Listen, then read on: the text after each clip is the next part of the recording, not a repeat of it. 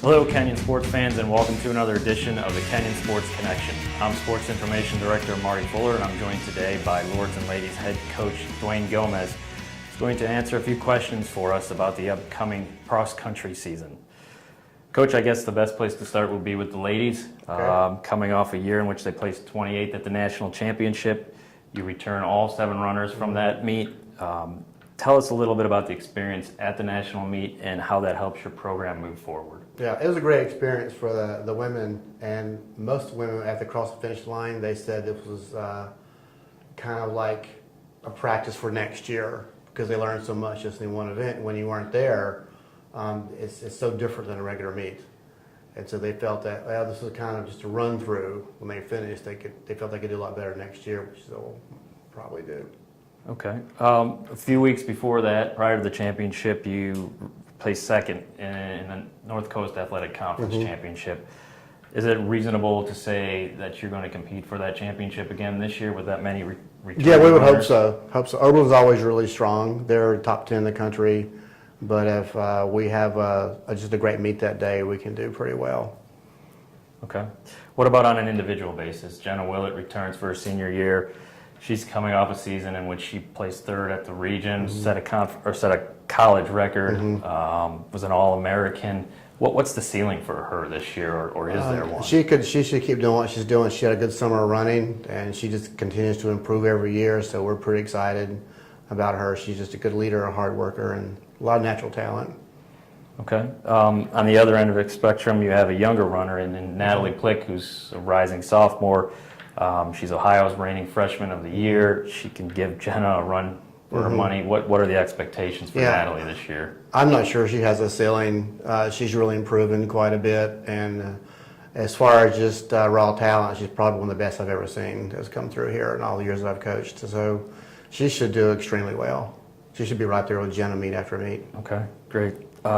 Your roster is very deep this year, and we certainly don't have the time to run through every single name. But throw out another few names out there for us that we should keep an eye on throughout the 2013 season. I'd say someone's looking really good is Lizzie Halper, Carrie Strader, Tori Brew, and Abby Arrace. They're all looking really strong. We're probably, I would say, at least 12 deep with the women's team. It's probably the deepest women's team we've ever had.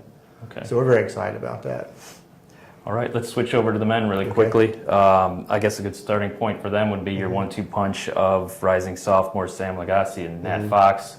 These guys came in last year and pretty much took over for you. They did. They were great. Is that going to be the same kind of situation this year? Yeah, they should be our leaders. Like Sam was all region, Nat just barely missed region.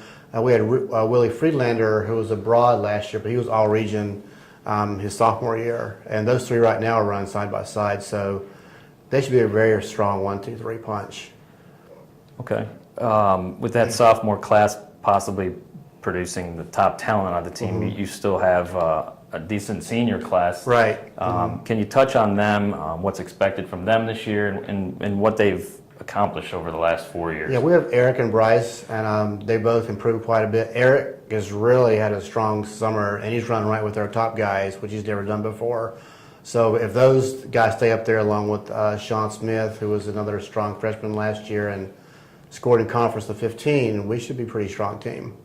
I would expect we're shooting for a top 4 in the conference. Okay. As you did with the ladies, can you give us a few names about who might pop up there in the front of the pack that we might not expect? Yeah, I think the guys I mentioned, I think Eric's going to be up there. I think Sean will be up there again. And we have a good freshman that should be in there.